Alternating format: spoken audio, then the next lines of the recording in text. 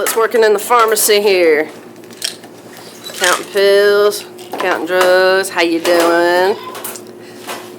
Having fun in the pharmacy. Been in here for like what, a couple months now at least? Yeah. Enjoying it? Yes, I am. All good times, good times, good times. Okay, so what we're going to be demonstrating on this video is simply just aseptic technique, which you'll be using quite a bit in the pharmacy. This is some of the equipment you'd be using, the bouffant cap. You'll be donning booties because you could be bringing in germs on your feet as well as on your head. A mask is generally preferable just in case you have any facial hair, or just simply just to prevent the spread of germs, because anytime you breathe, like if you're a mouth breather like me, you could likely contaminate what you're working on, and that would be a bad thing. Typically the next thing you would don would be here, which would be a gown. Unfortunately, we don't have one of those right now. But for video purposes, to let you know, yes, you would be donning a gown, and that would take place after washing your hands. Then, of course, you'd be donning your gloves and preparing to go into the sterile room. Before you set any of this stuff down, of course, you'll be using this lovely stuff. This is 70% isopropyl alcohol. You'll be using this to clean all surfaces. If you happen to touch your gloves on something that you think is contaminated, you can spray your gloves down with this, and it will keep you sanitized for whenever you're working with sterile compounds, or even when you're just working with drugs in general. Also, you could use sterile water. That also works also. And here we have Terrence. He's going to demonstrate proper hand washing technique. Typically, whenever you're at the sinks at the pharmacy, you'll have a foot pedal that's down here where his foot is at. But for classroom purposes, we don't have that kind of equipment, so he's just going to simply use the sink here. Now, naturally, you're going to want to turn on the water. You're going to want it, as I would suggest, as warm as you could stand it, because we are trying to sterilize your hands. If you have access to a brush would be a great idea for whenever you're cleaning up under your nails. But, for purposes, we are going to state, yes, he's cleaning under his nails. So, he's going to get him some soap. Now, while he's washing his hands, he could be doing something that's as simple as saying the Lord's Prayer, or singing any kind of particular song of choice that is going to help him remember that he's got to be washing his hands for anywhere from 20 to 30 seconds. We recommend 30 seconds in the pharmacy. And as you observe, he is also washing his forearms up to his elbows, because germs are not only on your hands, they could also be on your arms. You're covered in germs. Everybody is. It's human nature. It's just a fact.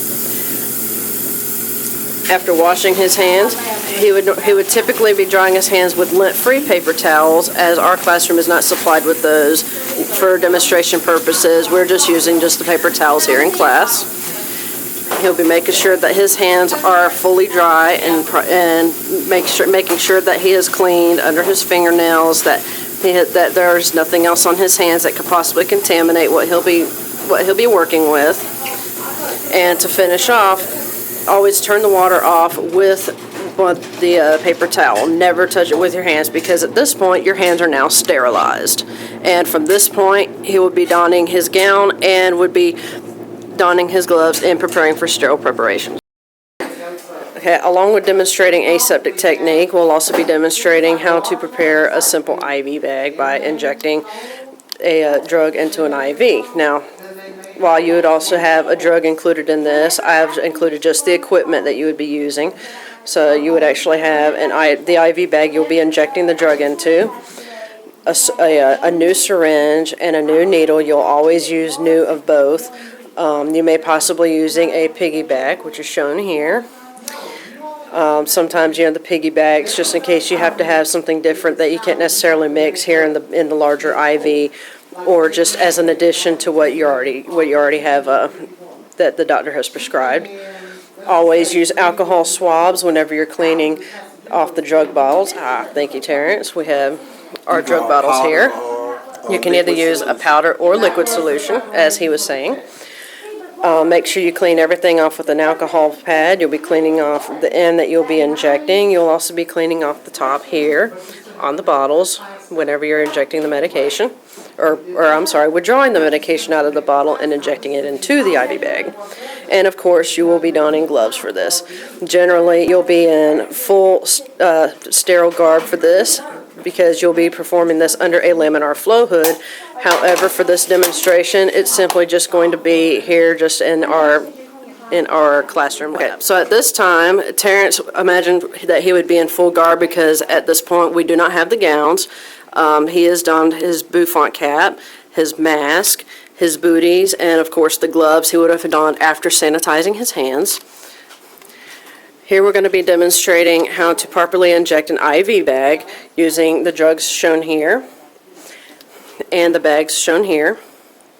Used with the syringe, of course, does not come with the needle. The needle is actually packaged separately, and the alcohol pads that he'll need in order to prep his equipment.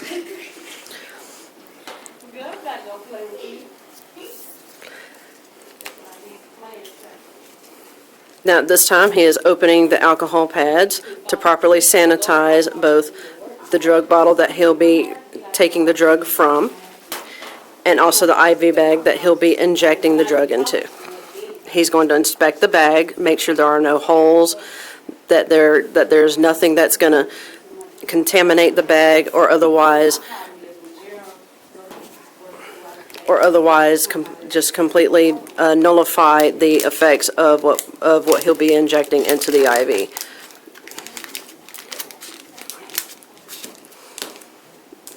At this time, he is not opening the syringe and the needle, being sure to keep the needle in the package once he gets it open until he has removed the syringe from its packaging and attached the needle to the syringe.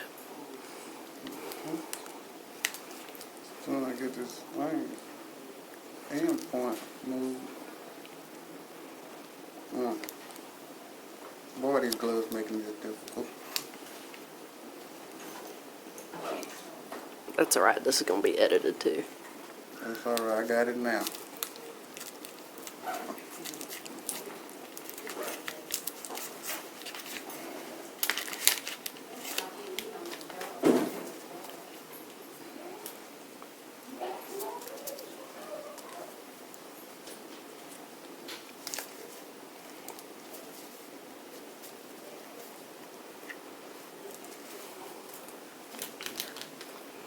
All right.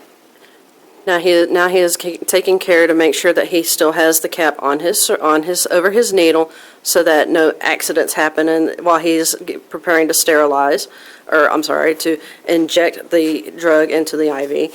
At this time, he'll be removing the cap and inserting the needle into the drug bottle in order to withdraw the necessary amount of medication in order to inject into the IV bag.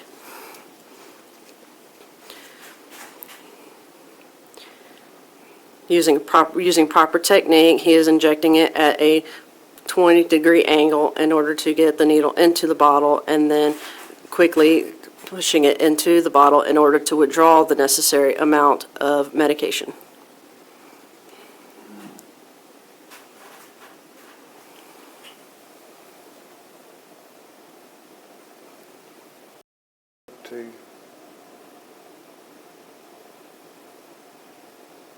We stopping at 3.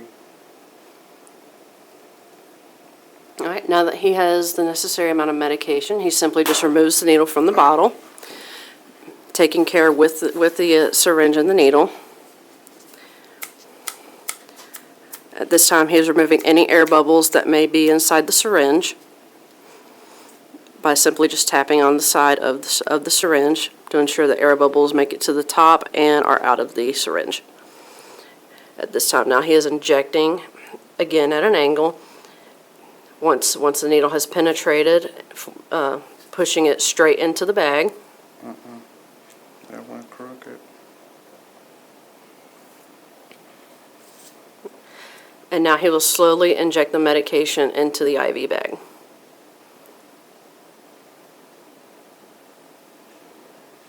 Oops, he forgot to leave the whatchamacallit off for us, Gino.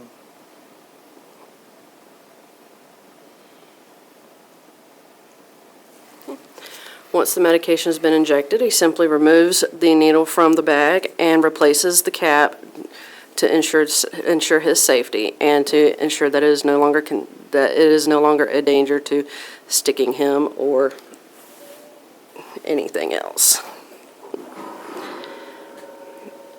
And at this time, he will dispose of it in a container, specifically for sharps. Yes. And at this time, all he simply has to do is just to take the IV and gently move it around, kind of squeeze a little bit, make sure the medication is evenly dispersed, and the IV will be ready for use by the patient. Usually hands up, but we ain't got nothing. This is classroom activity. Indeed.